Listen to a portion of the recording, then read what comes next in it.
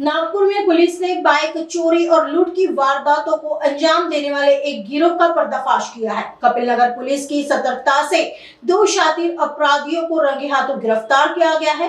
Police को सूचना milli थी कि दो संदिग्ध युवक इलाके में घूम रहे हैं। इस आधार पर डीबी टीम, नाइट डीओ और बीट मार्शल ने संयुक्त कार्रवाई करते हुए हर्ष उर्फ छोटू योगेश डेरिया और पीयूष उर्फ गुड्डू दीपक निमजे को हिरासत में लिया। पूछताछ में यह बात सामने आई है कि ये अपराधी पहले बाइक चोरी करते थे और फिर उसी बाइक का इस्तेमाल घर फोड़ने या लूटपाट करने के लिए करते थे।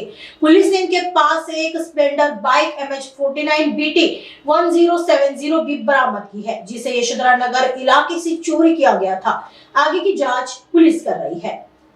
अशी माहिती मिळाली की दोन संशयित आरोपी आहेत आणि त्यावरून आमची डीबी पथक आणि नाईट डीओ सोबत आमचे बीट मार्शल असे संयुक्त तिथे पोहोचले आणि त्या दोघांना ताब्यात घेतले। त्या दोघांना विचारपूस केली असता थोडे त्यांची हालचाल संशयास्पद वाटली आणि सदर त्यांच्यासोबत जी मोटरसायकल होती त्या मोटरसायकल बद्दल सखोल चौकशी केली असता त्यांनी सांगितले की ही मोटरसायकल त्यांनी यशोधरा नगरच्या हद्दीतून त्याच दिवशी चोरली होती।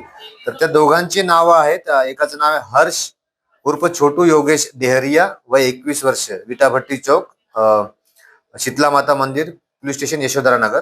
आणि त्याच्यासोबत होता पीयूष उर्फ गद्दू दीपक निमजे, हा 19 वर्षाचा आहे, तो पण विटाभट्टी चौक, पोलीस स्टेशन यशोधरा नगर।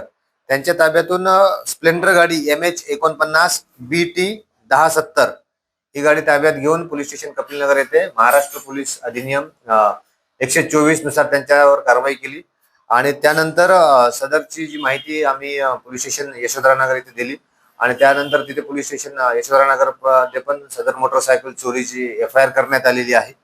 त्यांना आम्ही पोलीस स्टेशन यशोधरा नगर मध्ये त्यांना आम्ही सुपूर्द केलेला आहे आणि त्या आरोपींकडे आम्ही सखोल चौकशी केली असता त्यामधून असे निष्पन्न झाले की नागपूर ग्रामीण येथील अपराध क्रमांक पोलीस स्टेशन सावनेर येथील अपराध क्रमांक 614/25 तेथील कलम 132 आणि कलम 111 जे मोक्या संदर्भातच कलम आहे, म्हणजे त्याला आपण छोटा मोका म्हणतो, आणि BNS यामध्ये पण तो पाहिजे आहे।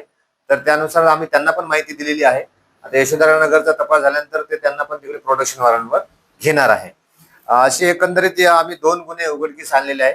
सदरची ही जी कारवाई आहे माननीय पोलीस आयुक्त doctor Ravindra Kumar single sir आणि आमचे DCP zone 6 sir, ACP sir आणि आमच्या संपूर्ण पोलीस स्टेशन कपिल नगरचे DB पथकाने हे काम केलेली आहे। यामध्ये या चोरांची मोडस अशी आहे की एखाद्या ठिकाणावर मोटरसायकल चोरी करणे आणि त्याच्या दुसऱ्या ठिकाणी जाऊन एखाद्या घरफोडीचा प्रकार करणे, असे त्यांना विचारपूस मध्ये आम्हाला हे समजलेलं आहे।